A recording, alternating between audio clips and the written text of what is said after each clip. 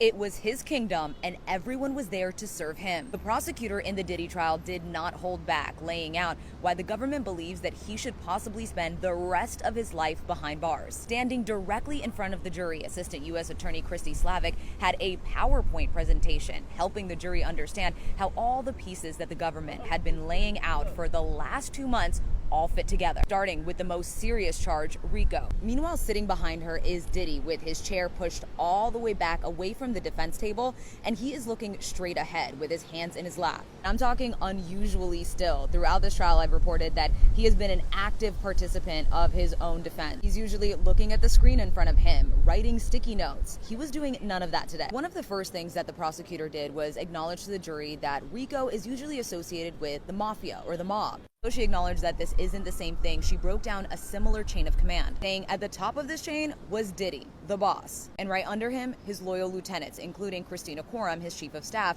and his security guards. Christina, the prosecutor explained, was his right brain. She lived with him and made around $600,000 a year. Them, she said, were the foot soldiers, or the army of employees, the assistants. Then the prosecutor explained that RICO actually has a lower threshold than the jury might think, emphasizing that multiple predicate acts don't need to be proven, just two.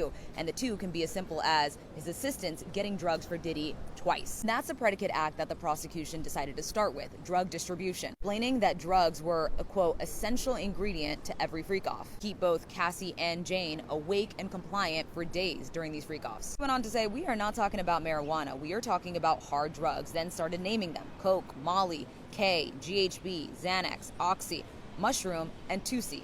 He pushed back on the defense's claims that these drugs were for personal use, saying that quantity doesn't matter, adding that giving drugs to someone else is distribution, period. The prosecutor then explained that they've shown hundreds of acts of drug distribution alone.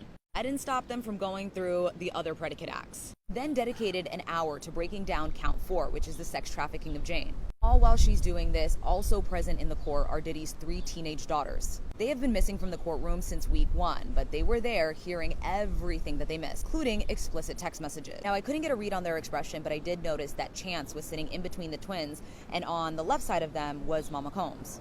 Chance looked to be the one that was paying the most attention. She was leaning forward and resting her face on her hands. She was looking at the court artist or straight ahead at the prosecutor. All 3 girls were writing and passing notes back and forth. Heading back into court, but I will have more updates later when it's less windy. No, what I hear most people saying is that if Sean Diddy Combs walks free, then they're gonna leave the USA. They're gonna leave the United States. No, before we go anywhere further, I want you guys to jump in the comment section right now and let me know what you guys predict. Do y'all predict Diddy will walk free or not? Let me know your thoughts and predictions down in the comment section, because as we know, his trial is coming close to an end. You know, it's really coming close to an end. It could be tomorrow at the time of this recording. 2 more days, 3 more days. It's really coming close to an end. Now, my prediction is that we'll just have to wait and see, man, because we don't really know what is going to happen. But I will not be surprised if he walks free, because what really is going to change is his image. But I'm pretty sure he will accept that like a million times, because you know, he's going to be free, he's going to have his money, and he's just going to be chilling. Whether or not his image get messed up, I'm sure he will prefer that over jail any day. But listen, I'm not going to stay too long on this topic. I just woke up, and look, I look beautiful. I want you guys to just subscribe now. But all fun and jokes aside, remember to drop a like and subscribe, show some love. Drop a like and subscribe, show some love. I want to say also thank you guys for tuning in. You know, thank you guys for the support. Thank you guys for watching. Thank you guys overall just for the, as I said, support, you know. So yeah, shout out to you guys. But I want to say thank you for your time and thank you for watching.